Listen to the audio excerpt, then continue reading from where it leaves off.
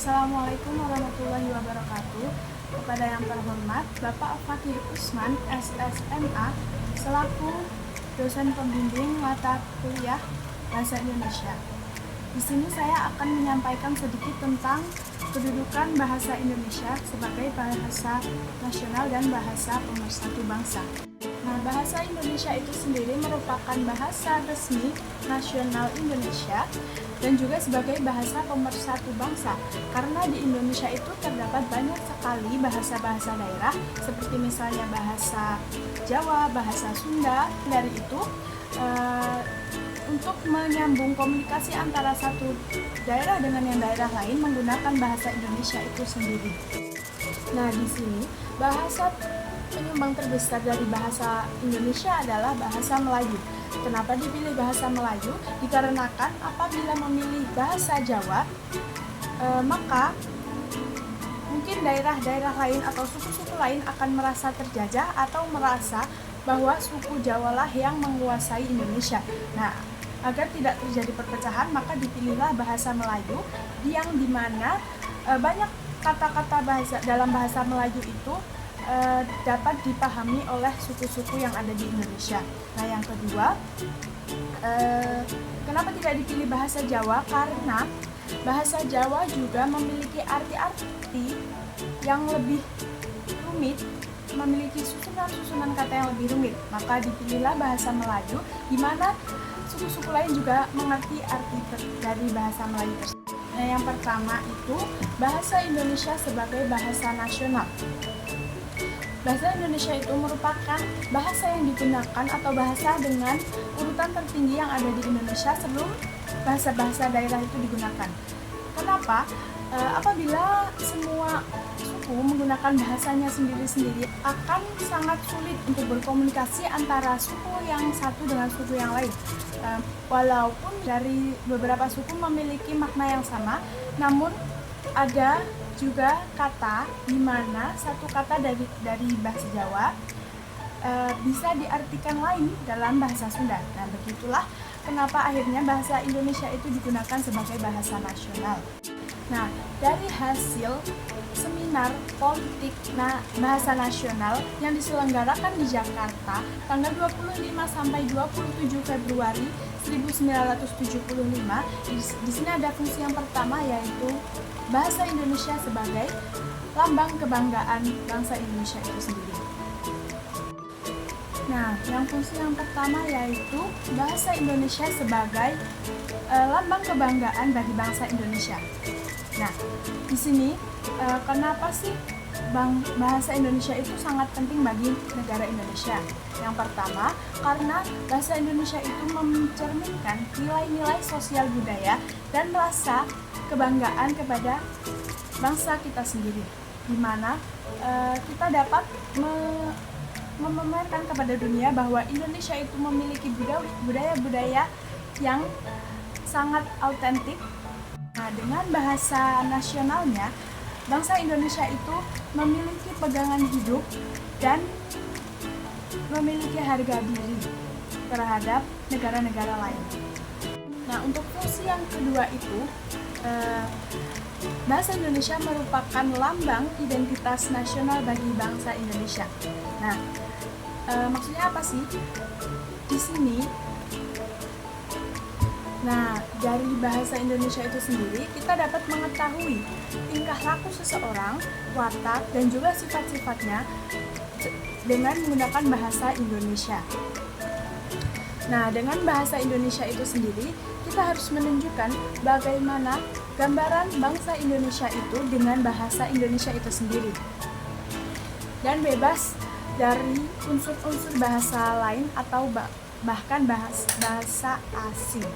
Di mana akhir-akhir ini ditemukan dari generasi Gen Z dan generasi Alpha sering menggunakan bahasa-bahasa asing dalam kehidupannya sehari-hari. Memang generasi ini menggunakan bahasa Indonesia, namun masih dicampuri dengan bahasa-bahasa asing. Nah, kemudian fungsi yang ketiga itu bahasa Indonesia sebagai alat pemersatu bagi bangsa Indonesia.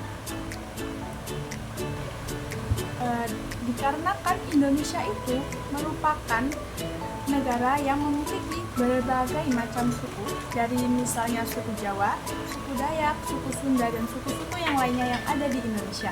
Nah, tiap suku juga memiliki bahasa daerahnya masing-masing, di mana bahasa suku-suku yang lain itu belum tentu mengetahui arti dari makna-makna di bahasa daerahnya tersebut. Maka dari itu, bahasa Indonesia itu sangat penting bagi bangsa Indonesia untuk menjadi alat komunikasi utama, di mana satu daerah dan daerah yang lain itu bisa saling berkomunikasi dengan bahasa Indonesia.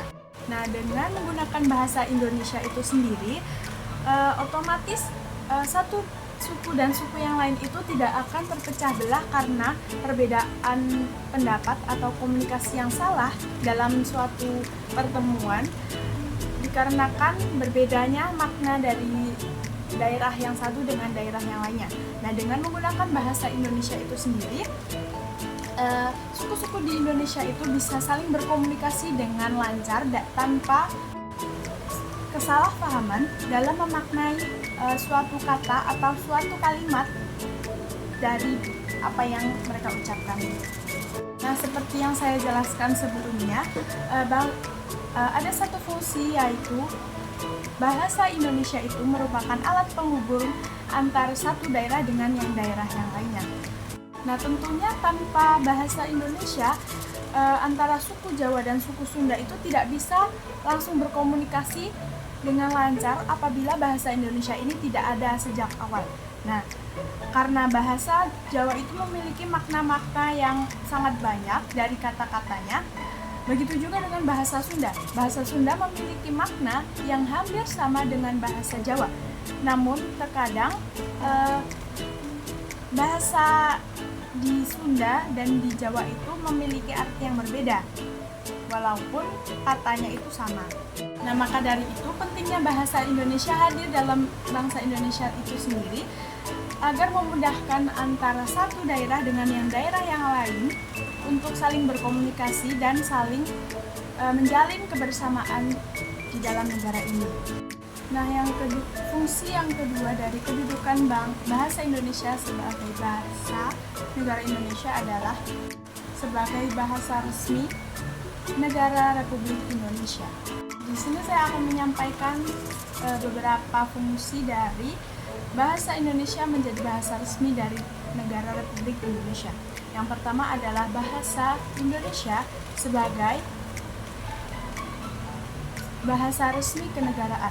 Nah, di mana bahasa Indonesia itu digunakan dalam teks proklamasi tahun 1945, di mana setelah proklamasi tersebut bahasa Indonesia digunakan dalam acara-acara penting, seperti misalnya dalam upacara, pembukaan dalam suatu acara, pidato, dan yang lain sebagainya. Nah, yang kedua ada bahasa pengantar dalam dunia pendidikan, di mana bahasa Indonesia itu menjadi bahasa yang digunakan dalam menyampaikan ilmu-ilmu yang diajarkan di sekolah dasar, sekolah menengah atau sekolah menengah atas, bahkan dalam dunia perkuliahan pun menggunakan bahasa Indonesia, di mana apabila tidak menggunakan bahasa Indonesia tentunya akan lebih sulit dalam menyampaikan materi-materi yang akan disampaikan. Seperti misalnya guru kita akan menyampaikan ilmu tentang ilmu pengetahuan alam. Nah, apabila menggunakan bahasa daerah tentunya akan memiliki arti yang berbeda dari apa yang akan dimaksudkan untuk murid-muridnya. Nah, mungkin masih banyak fungsi-fungsi yang dapat ditemukan dari bahasa Indonesia itu sendiri, tapi saya menyampaikan apa yang dapat saya sampaikan. Nah, untuk waktunya, terima kasih telah menonton video saya. Saya Kurnia Ayu Fajarina. Terima kasih. Wassalamualaikum warahmatullahi wabarakatuh.